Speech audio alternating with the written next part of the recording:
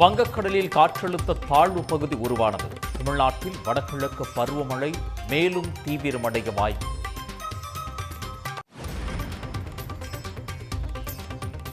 அரபிக்கடலில் நிலவி வரும் காற்றழுத்த தாழ்வு பகுதி தாழ்வு மண்டலமாக வலுவடைய வாய்ப்பு. மேற்கு தொடர்ச்சி மலைப்பகுதிகளில் மழை தீவிரமடையும் என எச்சரிக்கை.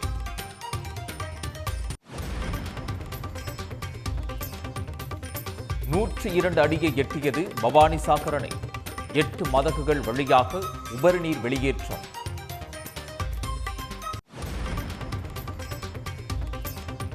கர்நாடகாவில் காவிரி நீர்பிடிப்பு பகுதிகளில் தொடரும் கனமழை. ஒகேனக்கல் காவிரி ஆற்றில் நீர்வரத்து 24,000 கன அடியாக அதிகரிப்பு.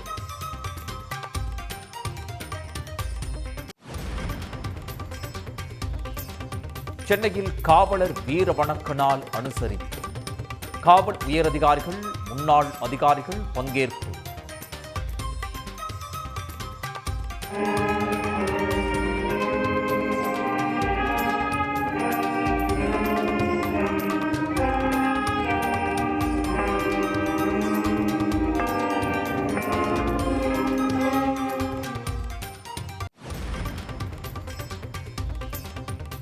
நூற்றி 8 ஆம்புலன்ஸுகளுக்கு வழக்கத்தை விட 61% அதிக அழைப்புகள் வந்ததாக தகவல்.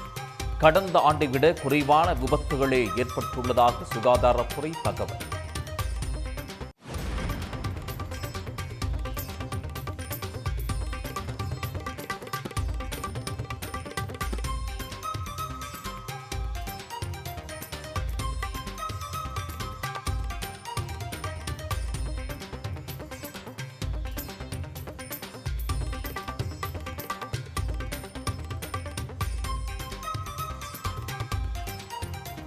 தீபாவளி முடிந்தும் ஈரோடு கடைவீதியில் அலைமோதிய கூட்டம்.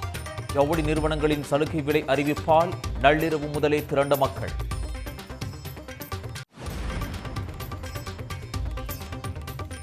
தீபாவளியால் டெல்லியில் அதிகரித்த காற்று மாசு. 34 மையங்களில் காற்று மாசு அபாயகரமானதாக பதிவு.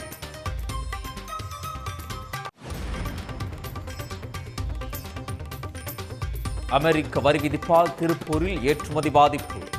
பின்னலாடை நிறுவனங்கள், துறைமுகம் மற்றும் கிடங்குகளில் 2000 கோடி துணிகள் தேக்கம்.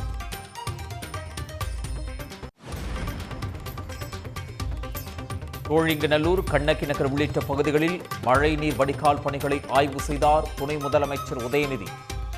வடகிழக்கு பருவமழை முன்னெச்சரிக்கை நடவடிக்கைகள் குறித்து கேட்டறிந்தார். பீகாரில் நேற்று ஒரே நாளில் 61 பேர் வேட்புமனுக்கள் வாபஸ். முதல் கட்ட தேர்தலில் 1314 வேட்பாளர்கள் களத்தில் உள்ளனர்.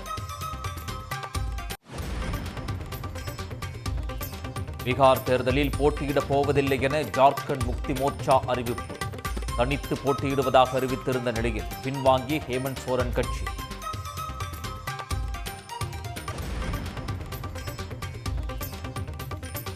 விரைவில் திருமணம் செய்ய ராகுல் காந்தியை வலியுறுத்திய இனிப்பு வியாபாரி. திருமணத்துக்கான இனிப்பு ஆர்டர் கிடைக்கும் என்றும் கூறி உற்சாகம்.